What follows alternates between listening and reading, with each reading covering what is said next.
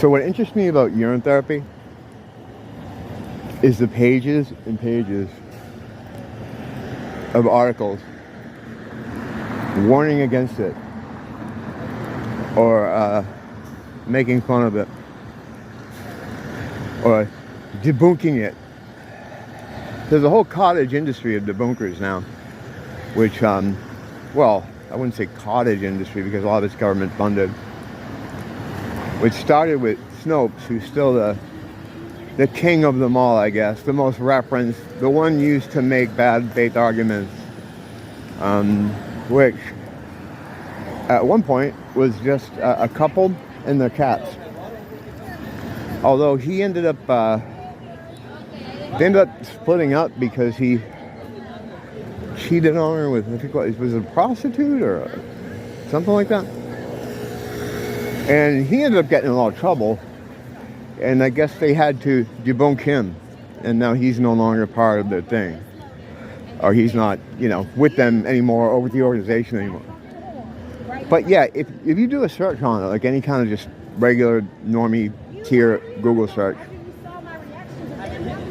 you will see pages and pages of articles, editorials, quote-unquote professionals, real doctors, telling you why it's not a good idea, you shouldn't do it.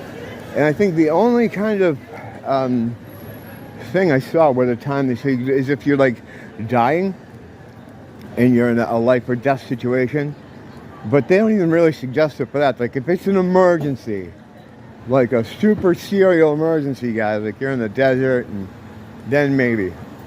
So right away, any subject that has that you do a Google search on, and the first 100 pages comes up telling you not to do it, there's absolutely something there. Absolutely something there.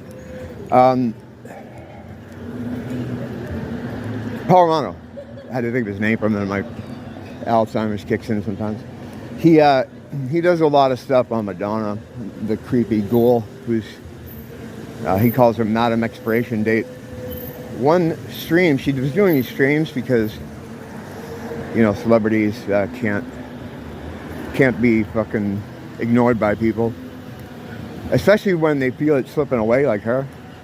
So she was doing, I think it was an Instagram live chat or something, and she was drinking her urine, and everyone was like, "Oh, that's," you know, people reacted to it as people normally react to it, you know. And she's like, I would say she's somewhere higher on the pyramid of the normies. Like, they have, these fucking creeps have their own sort of normie tier, and she's in the normie tier of the creeps. Like, the little pyramid. You know, that's where all their minions are, the people that put their messages out there and do their work. So she's not super high up, but she's, for her group of people, she's super high up, you know? So, was it some kind of truth swap or something? I mean, she could be doing it for shock value. And this was like a while ago. Oh, is this the racist guy? It is, yeah. I've talked about this dude before. He has, it's him and his family, and they're talented, like they're really good. But, you know, as people crowd around and watch him, which normally tourists, white and Asian, usually every performance he goes into this diatribe about the evil white man. It's pretty funny, because most of the people are white. But they're actually good, like they're talented. I'm gonna wait till we pass by them just so I don't have to compete with the sound.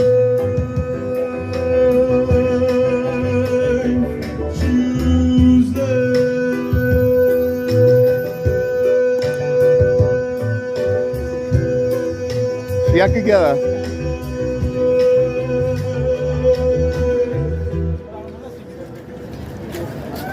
I have no idea what that was, but I could get a content strike for that. I have before for Busters. That's why I'm watching Richard Bruce today, who I occasionally check in on. He's a lizard guy. He's the reptilian guy. And he's playing, he's using for background music large sections of it, like choruses and verses of Don't Stop Believin' by Journey and Rebel Yell by Billy Idol. He's just using them in his videos. Like, it's like, wow, that's weird. You know, it's one of those things that makes you go, He's got 70,000 subs, so he's 20,000 over the amount of people I trust. Once they get past that 50K, I don't trust him. And he says a lot of weird stuff too. I mean, it's too bad that most of the people that are on the platform that you have any kind of following are definitely either they're willing shills or they're unknown, unknown shills. They're, what is that word? Yeah, that's not the regular B voice. I don't think. I always do this, right? I'm always like, is that them? What is that word? You know, how the, whatever. Useful idiots. Thank you. No problem. So he could be one of those, but you don't get to use that music in your videos, you know. And watch him today. He says a lot of weird stuff too. He's like, he went into this crazy diatribe. I think that could be the name of my channel, Crazy Diatribe. But he's like, if you think you're some kind of special person or you have special abilities, you don't. You have been deceived by demons, and you have to read the Bible, the authorized King James Version. He said the authorized. I'm like, what? And then it has him like in his, I don't mean to be dogging on the guy, whatever, but I just, you don't get to play those kind of things. Like I said, when I walk by a busker, like even this woman here, you know. You know you can go. Yeah, see, I could get a content claim for that strike. Not a strike, but a claim. And at that point, I delete the video. I don't really care. What is that? Oh, that's Hall & Oates.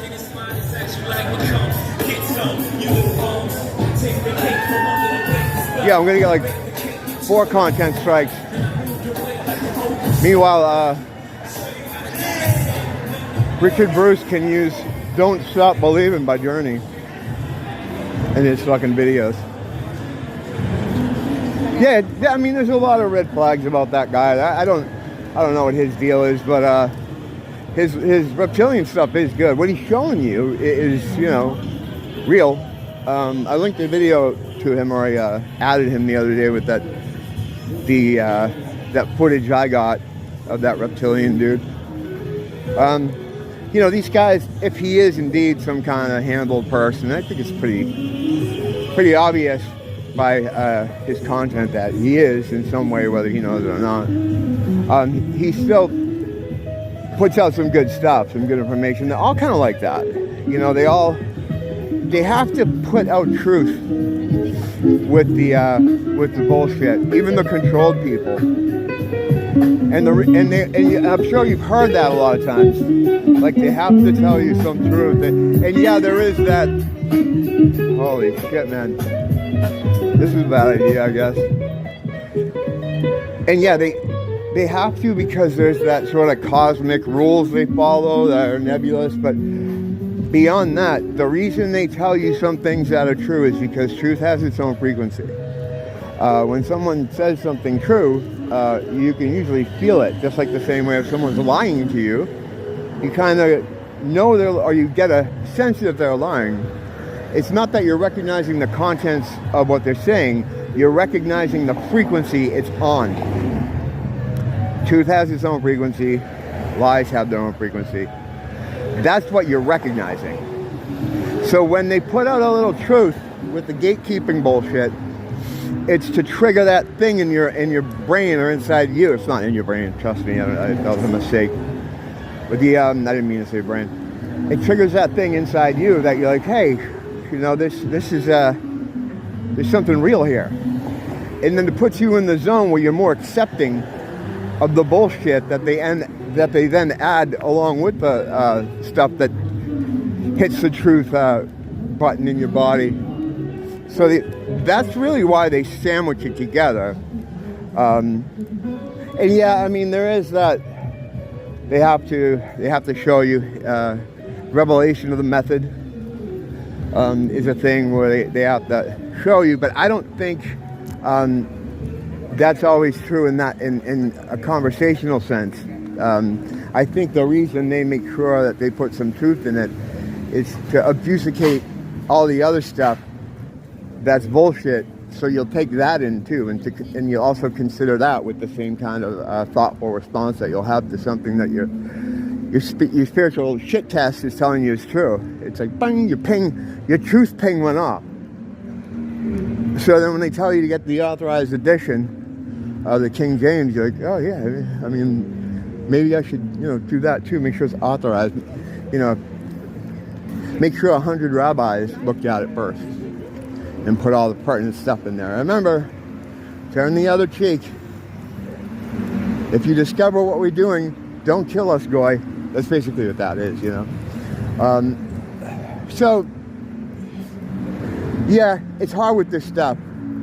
Because some people and I used to be the same way when I first started getting heavily into the, I guess what you call truth stuff.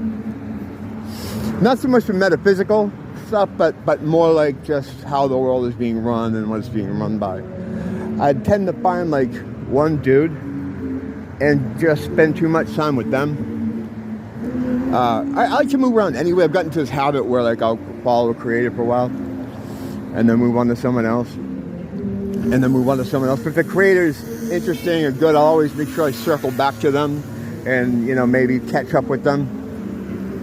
But some people for instance, Matt at Quantum Conscience, he's a big sort of metaphysical channel.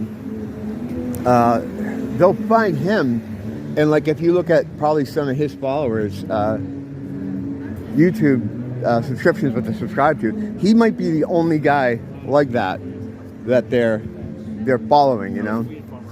Sometimes, and that's why these guys are perfect gatekeepers, because whoa, just like everything else. Oh, you're interested in this shit? Let me explain it to you. Just the same reason why religion's there. Oh, you're interested in divinity? Please, I'm a pedophile. I'll explain it to you. You know what I mean? They get between you. They're gatekeepers, I'm not saying Matt is one, and I'm not saying he's a distant relation to President McKinley. But I'm not saying he's not. I don't know. What do I know? So yeah, it's important to kind of get a lot of different perspectives. I always encourage people who may have stumbled onto me somehow to check out other places, and I'll what is that word? Suggest. Thank you. What the fuck is the simple words? I'm having trouble with them today. Today. I've been awake 2 hours. I'll suggest people that I'm not even 100% sure are legit or not gatekeepers, but they have some good stuff there that can help you put the whole picture together. They offer some pieces that are good. It takes a while until you start to develop the spiritual tuning fork thing, that the shit test, inner shit test, until you can kind of pick up on things. And it's not like you're getting some sort of metaphysical street smarts. It's that you're recognizing frequency more. That's all it is. Everything's fucking on a frequency. Energy, frequency, and vibration. The vibration is how you can see the frequency, like what happens here. But it's energy and frequency. Everything's imagine everything with its own radio station. It's all out here, all at once. Just like in, if you're listening to, the hip-hop station in your car, you have the radio on, the receiver is on. You're still getting every other channel in the area in your car. classical channel, the rock channel, all that shit. It's just that you are tuned into the hip-hop one, so that's all you're hearing, you know what I mean? And that's how this is too. These people and myself are tuned into a frequency where we can see the solid sidewalk. That's why we're all walking on it. Everything's frequency, man. So that's what you kind of, once you start recognizing that, and you can recognize it subconsciously, you'll start to be able to weed out what you should kind of take seriously and what you should be more aware of that maybe just gatekeeper tactics, you know. Because for a lot of those guys, that's the whole point of the exercise. Don't blame the teacher, blame the school.